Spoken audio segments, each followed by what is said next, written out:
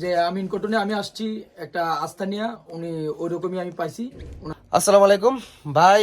1000-এর উপরে ভিডিও দেখছে ব্যবসা করার জন্য, কিন্তু হঠাৎ করে এই প্রথম মানে আমিন কটনে চলে আসছে। ভাইয়ের নাম কি জানো? আমার নাম তুফাইল আহমেদ রানা। তুফাইল আহমেদ রানা। জি চাকরি করেন রূপচাঁদা কোম্পানিতে, জি, বাংলাদেশ এডিবয়েল ওয়ার্ল্ড লিমিটেড, মার্কেটিং এ। মার্কেটিং বিভিন্ন দোকানে দোকানে রূপচাঁদার পণ্যগুলো সরবরাহ করি। সরবরাহ করেন। আচ্ছা আচ্ছা, চাকরি বয়স কত বছর? এই 9 বছর প্লাস। 9 বছর প্লাস। তো আপনি নাকি 1000-এর উপরে ভিডিও দেখছেন, জি তারপর আমিন কটনে আসছেন। জি জি। আচ্ছা আচ্ছা। তো দেশের বাড়ি কোথায়? নেত্রকোনা পূর্বদলা থানা। তাহলে ব্যবসা করবেন গ্রামে? জি জি, আমি গ্রামে ফুডে ব্যবসা করি। গ্রামে ফুটে ঘুরে ঘুরে বিভিন্ন বাজারে হাটে হাটে এইগুলো মোটরসাইকেলে কইরা মাল নিয়ে পলিথিন বিছিয়া মাটিতে করে ব্যবসা করবেন। জি জি। আচ্ছা আচ্ছা। তো 1000 ভিডিও দেখার পর আমার এই আমিন কটনের নতুন প্রতিষ্ঠান, কিন্তু এটা এখানে কেন আসলেন, কারণ কি? এখানে ভাই যে বললাম না, আমরাও ধরেন মার্কেটিং চাকরি করি, আমরা ধরেন মানুষের সাথে চলাচল করি। 1000 ভিডিও দিকে ধরেন আপনার কাছে আসলে যে আমি একটা মানে আস্থা পামু, ওই আস্থা খোঁজার জন্যই ধরেন আপনার কাছে আসা মূলত। আচ্ছা আর তো ভিডিও দেখছি ওইভাবে আমার মনেও হয় নাই যে আসলে ওইখানে যাইলে আমি একটা কোনো পরিপূর্ণ একটা আস্থা স্বরূপ একটা গাইডলাইন পামু। হুম হুম। আপনার কাছে একটা ভালো গাইডলাইন পামু, এই আশা ভরসায় ধরেন আপনার কাছে আসা। পরিকল্পনা হয়েছে যে সে নিজে মোটরসাইকেলে কইরা ঘুরে ঘুরে বিভিন্ন গ্রামে গঞ্জে হাট বাজারে ফুডে ব্যবসা করবে, পাশাপাশি সে আরো 3-4জন লোক রাখবে তার আন্ডারে মালগুলো বিক্রি করার জন্য। ওনারা ওইভাবে বিক্রি করবে। ওনারা ওইভাবে বিক্রি করবে। আর ভাই মূলত প্রত্যেকটা শার্ট ওই 200 টাকা করে বিক্রি করবে। আর এই শার্টের রেট হয়েছে 20 টাকা 140 টাকা। 140 শার্ট একটু দেখেন। এই যে এই ধরনের শার্ট, এই ধরনের শার্ট, অনেক সুন্দর সুন্দর শার্ট 140 টাকা, ঘুরে ঘুরে 200 টাকা করে বিক্রি করবে। মানে লাভ কম, সেল বেশি। বেশি। আর বাইরে প্রথমে বলছিলাম যে আপনি যদি চাকরির উপর যদি আপনার পরিবার নির্ভরশীল হয় তাহলে চাকরি ছেড়ে ব্যবসা করেন না, ভাই বলছিলাম কিনা?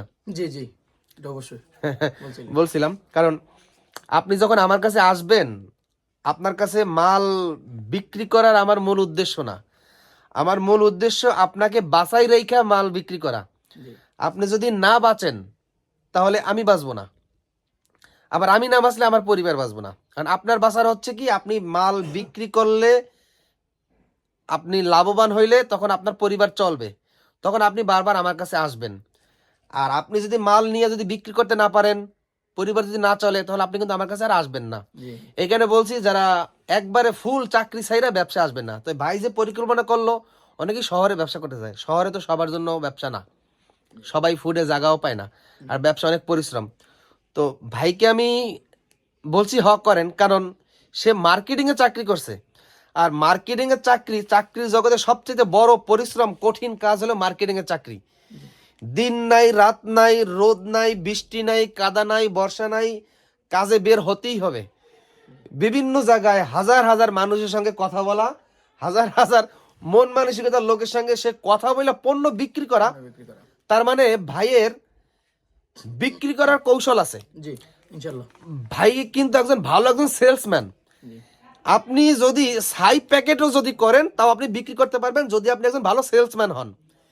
এই কারণে ভাইকে বলছি, ভাই আপনি পারবেন চাকরি ছাইরা। ভাই কথা খেয়াল করেন, জি জি আপনি ছাই প্যাকেট করেও বিক্রি করতে পারবেন যদি আপনি একজন ভালো সেলসম্যান হন।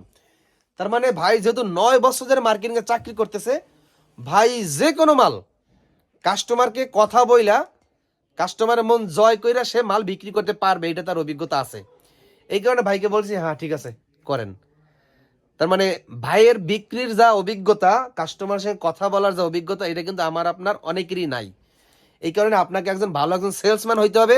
যারা ব্যবসা করতে চান, অন্তত চাকরির পাশাপাশি অল্প অল্প কালেকশন নিয়ে ব্যবসা করেন, বিক্রি করা বুঝেন, বিভিন্ন কাস্টমারের সঙ্গে কথা বলা, মার্কেট বোঝা, বিভিন্ন লোকের মন মানসিকতা, এগুলো বোঝার খুবই দরকার। এগুলো কিন্তু ভাই এক্সপার্ট, তাই না ভাই? জি জি। এগুলো ভাই খুব এক্সপার্ট। তো নতুনভাবে যারা বিজনেস শুরু করতে চান, অল্প অল্প দিয়ে চাকরির পাশাপাশি করতে পারেন। আর যাদের বিক্রি করার যোগ্যতা আছে, যারা সেলসম্যান, যারা একটা সময় ব্যবসা করতেন, তারা অবশ্য শুরু করতে পারেন। ভাইয়ের শেষ কোনো কথা আছে দর্শকদের উদ্দেশ্যে? শেষ বলতে এইটাই যে আমিন কটনে আমি আসছি একটা আস্থা নিয়ে, উনি ওইরকমই আমি পাইছি।